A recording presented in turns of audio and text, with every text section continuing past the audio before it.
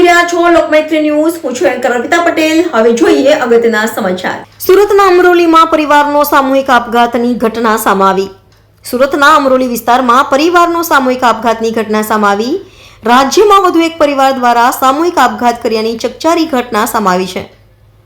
સુરતના અમરોલી રોડ પર આવેલ એન્ટેલિયા ફ્લેટમાં રહેતા પરિવારે સામૂહિક આત્મહત્યા કરી હોવાની માહિતી સામે આવી છે. 50 વર્ષીય માતા પિતા અને 30 વર્ષીય પુત્રે ઝેરી દવા ગટગટાવી જીવન ટૂંકાવ્યું છે. ઘટનાની જાણ થતાં અમરોલી પોલીસ સ્ટેશન સ્થળે પહોંચી હતી અને મૃતદેહોને પીએમ અર્થે મોકલી કાર્યવાહી હાથ ધરી છે. ઘરમાંથી એક સુસાઇડ નોટ મળી આવી છે. પરિવારે આર્થિક સંકળામણમાં આ પગલું ભર્યું હોવાના પ્રાથમિક અહેવાલ છે.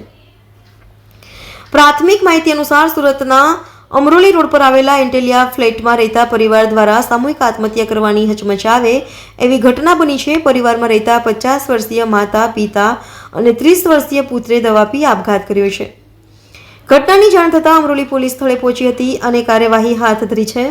પોલીસની પ્રાથમિક તપાસ અનુસાર મૃતક પુત્ર બેંક લોનનું કામ કરતો હતો અને તેના પર દેવું થયું હતું. અમરોલી પોલીસને ઘરમાંથી એક સુસાઇડ નોટ મળી આવી છે. પ્રાથમિક તપાસ અનુસાર પરિવાર આર્થિક સંકળામણથી જજુમી રહ્યો હતો. આથી કંટાળીને આ પગલું ભર્યું હોઈ શકે છે. પોલીસે મૃતદેહોને પીએમ અર્થે મોકલ્યા છે અને મૃતકોના સગા સંબંધી અને પડોશીઓની પૂછપરછ હાથ ધરી છે. મૃતક પુત્ર બેંક લોનનું કામ કરતો હતો. દેવું થતાં વ્યાજે લીધેલા રૂપિયાની ઉઘરાણી માટે લેણદારોને હેરાન કરતો હોવાથી જીવન ટૂંકાવ્યું હોવાની પણ આશંકા છે. જોકે આ મામલે સુસાઇડ નોટના આધારે પોલીસે તપાસ કરી રહી છે અને તપાસમાં ચોંકાવનારા ખુલાસા થવાની વકી છે. Reporter Sunil Ganjawala, Lokmaitri news, Surat. દિલીપ, મારું નામ દિલીપભાઈ છે. આ મારા મામાની દીકરી હતી અને એ મારા બનેવી હીરાનું વ્યવસાય હતો. એનો છોકરો બી હીરાનું જ કરતો. પણ દિવાળી પછી આ એને તકલીફ થોડીક હીરામાં મંદીને કારણે એકદમ ધંધા સ્ટોપ થઈ ગયા અને મારા બનેવીને દવાખાનું આવ્યું. એમાં લોનના હપ્તા ભરાણા નહીં કાંઈ. 4-5 હપ્તા માથે ચડી ગયા હતા. શું કામ કરતા હતા? હીરાનું જ કામ કરતા હતા. બે જણ. હા, બંને જણ.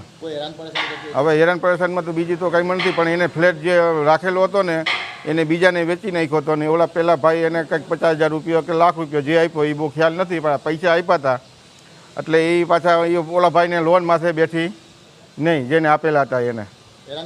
એટલે એને માગણી કરતા હતા કે પૈસા મને તમે એટલે મને તો આટલી બધી મને વાતની ખબર નહોતી. મને ખાલી મને પૈસાનું કીધું હતું. છતાં મેં હમણાં 2 તારીખે ભાણાનો ફોન આવ્યો ને કે મામા કે 2,000 રૂપિયાનું મને કરી આપો ને, એટલે મેં એને સીધું 2,000 રૂપિયા ટ્રાન્સફર કરી દીધા દવાખાનાના હિસાબે. લોકમૈત્રી ન્યૂઝ સાથે જોડાયેલા રહેવા અમારા યુટ્યુબ ચેનલને સબસ્ક્રાઇબ કરી ફેસબુક અને ઇન્સ્ટાગ્રામ પેજને લાઇક અને શેર કરો.